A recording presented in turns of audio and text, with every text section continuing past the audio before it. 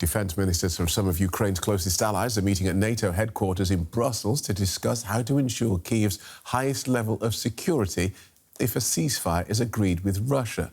The so-called coalition of the willing, led by France and Britain, is working on a European troop contingent that would contribute to Ukraine's security against Russian attacks.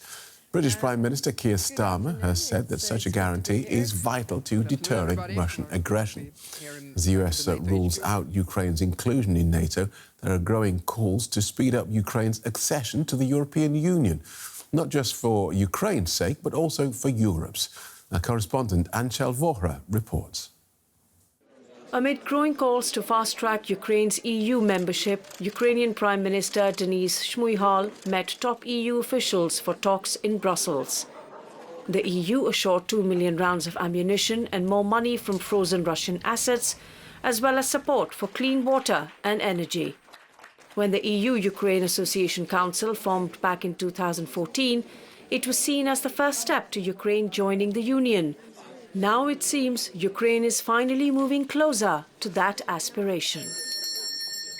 Recently, EU Commission President Ursula von der Leyen said Ukraine was making such good progress that they might surpass the fast-track timeline of joining in 5 years. If they continue at that speed and at that quality, perhaps they could be earlier than 2030. In a few months, the EU hopes to begin negotiations to officially align Ukraine's foreign policy and rule of law with European standards.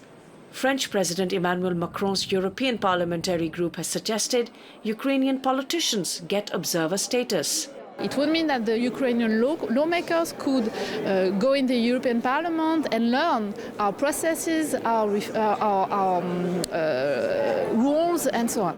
And yet, the latest EU report says that while Ukraine has made progress on reducing corruption and improving transparency, much more needs to be done. Others, like European Council President Antonio Costa, have said that joining the EU would be a security guarantee. The EU's Mutual Defence Clause states, if a member state is the victim of armed aggression on its territory, the other member states have an obligation to aid and assist it by all the means in their power. A security guarantee, but without the most important player, the US. After the US appeared to rule out NATO membership for Ukraine, some say an EU membership would be the second-best security assurance.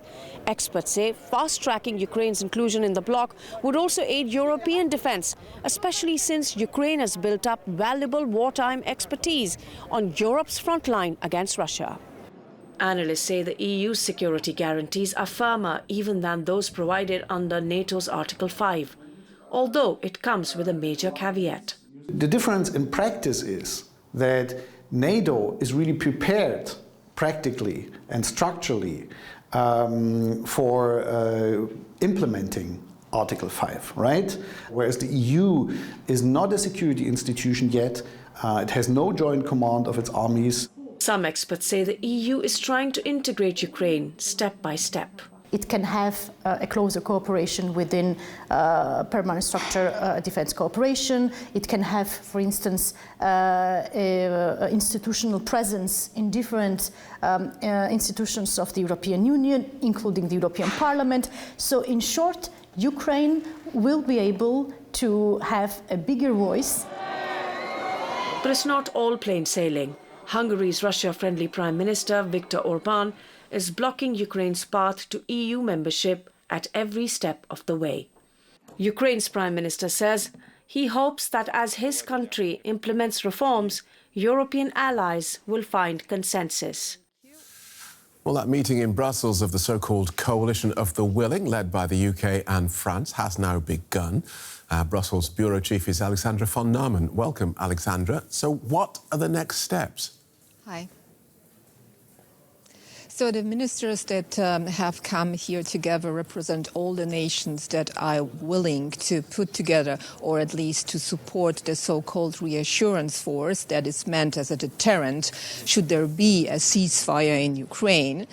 and they will be briefed today by high-ranking military officials from France and from the UK. They visited those officials. They visited Kiev last week to get a better understanding of what Ukraine needs, how to strengthen their own forces, but of course what they think about such a reassurance force, international force, and the Ukrainian officials are hoping for a presence of an international force on land, in the sky and at seas. And the President Zelensky was telling the press in Kiev that there are some sensitive geopolitical points where such an international force could be located. However, those are still very early stages. We ask ministers here how big such a force could be, whether we are talking about 10 or 20,000 soldiers. They all said it's too early to say. There are different proposals on the table, some of them suggesting that those forces could be based in Ukraine, others saying that because Russia is so strongly opposing such an international force, that the international troops could be located outside of Ukraine at the western border of Ukraine. So all of that is still being discussed here. And a quick word about Germany's position, which has often had to be cajoled into applying itself.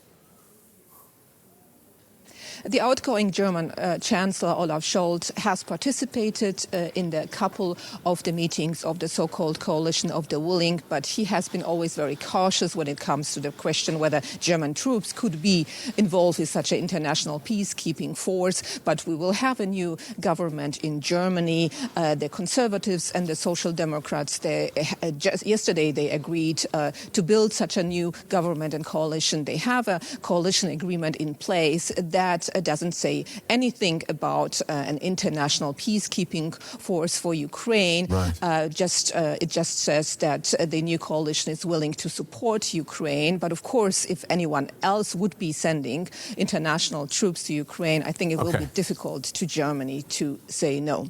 Thanks, Alexandra. Thank you.